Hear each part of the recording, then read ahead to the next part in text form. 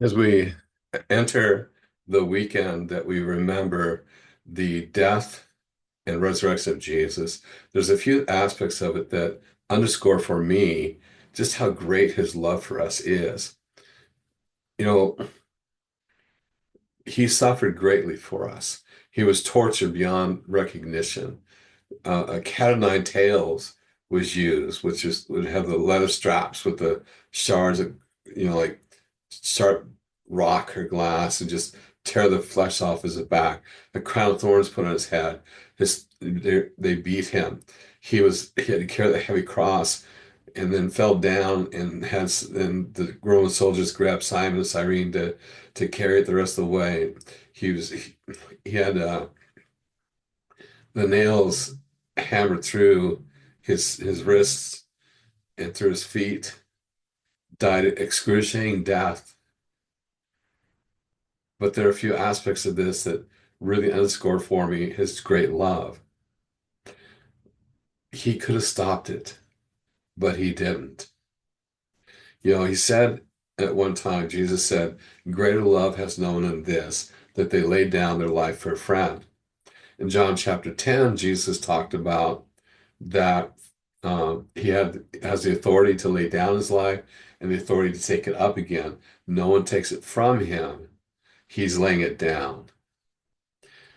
When Jesus was arrested, one of his disciples took a sword and cut off the ear of one of the servants of the high priest.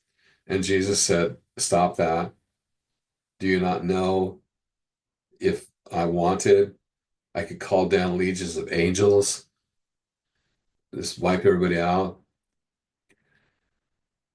Luke adds the detail that Jesus not only said that, but he healed the guy's ear in front of all the people that were there. Jesus healed this man's ear before he's going to be taken away and put through a mock trial and tortured and crucified. He heals the guy's ear. Imagine being one of those soldiers who come to arrest Jesus and you see him heal a guy's ear. I mean, I would be blown away and wondering, why am I arresting this guy?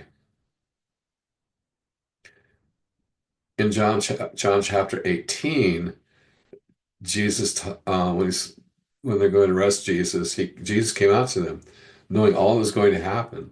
And he said, who is it you're looking for? And they said, Jesus of Nazareth. Jesus said three words, I am he. And with those three words, boom, they drew back and fell down. He knocked them all down on their butt. As a detachment of soldiers. That would have been at least 400 men carrying swords and spears, torches, lanterns, and Jesus with three little words, I am he. Boom. They got back up. Jesus said, who are you looking for? And they said, Jesus of Nazareth. Said, I told you, I am he. And they let them take him. I love that song. What a wonderful name. And the line in there where it says, you didn't want heaven without us. So Jesus, you brought heaven down.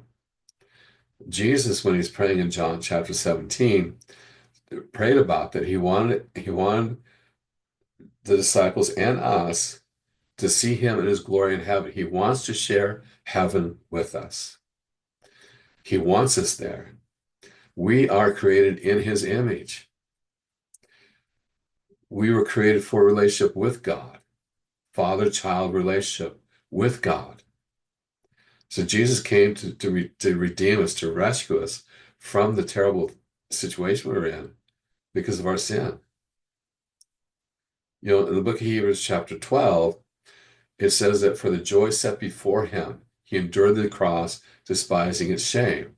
And I think about that, like, okay, he could have just gone right back up to heaven. He didn't have to die for us. He could just decided, Father, we're not going to do this, gone up.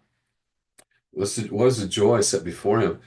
A big part of that was the fact that his creation, created in his image, the most prized part of his whole creation, us, human beings, could be forgiven and brought into relationship with God. and because of that, be able to be with them forever. Those are the things I'm thinking about this as we enter this weekend, that it's the great love of Jesus.